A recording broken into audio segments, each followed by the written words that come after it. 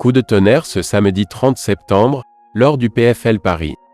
Outre le chaos expéditif de Cédric Doumbé face à son adversaire Jordan Zebo,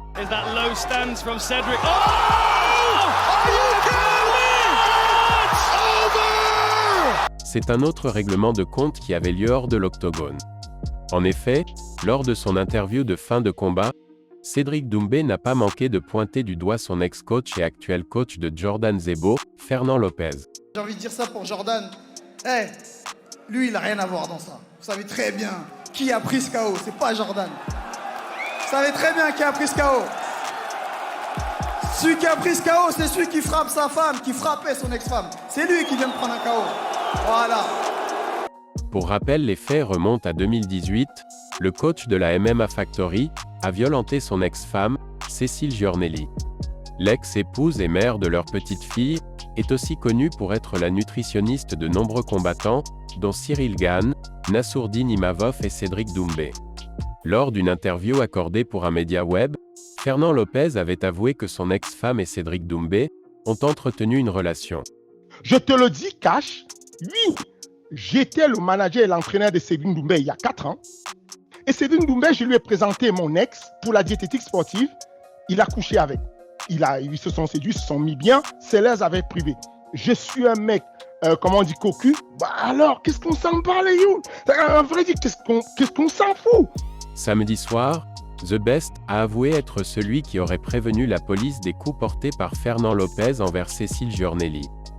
J'ai fait un spot de sensibilisation qui lutte contre les violences faites aux femmes et je suis un fervent défenseur des femmes, on va dire, et je pense qu'on l'est tous ici, fervent défenseur des violences contre les femmes.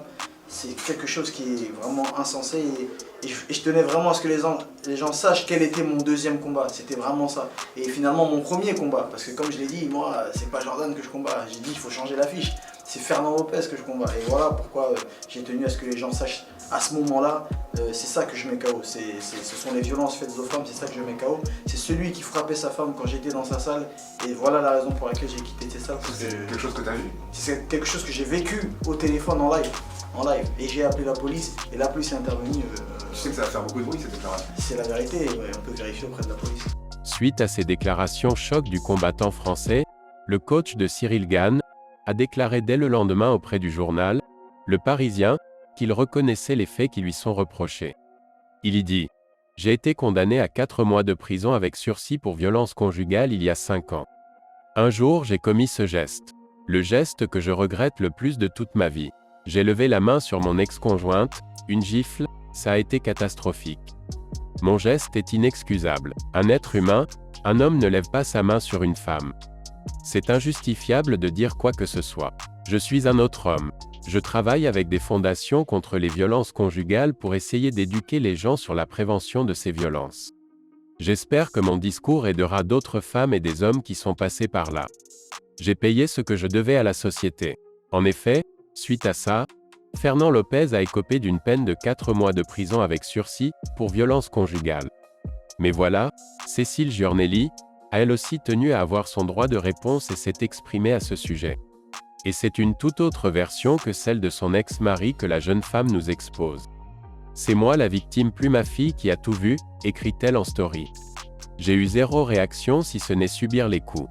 Quand je perds connaissance, ce sont les pleurs, à 2 reprises, de ma fille qui me réveillent. Donc non, ce n'était pas une gifle. J'ai tout supporté et encaissé. C'est pourquoi je l'ai toujours protégé des années après, et n'ai rien dit. Il semblerait donc qu'il n'y ait pas eu qu'un seul mauvais geste de la part de Fernand Lopez, mais plusieurs coups et étranglements. À ce jour, l'affaire ayant été jugée, le manager et coach de la MMA Factory ne semble plus être inquiété par la justice.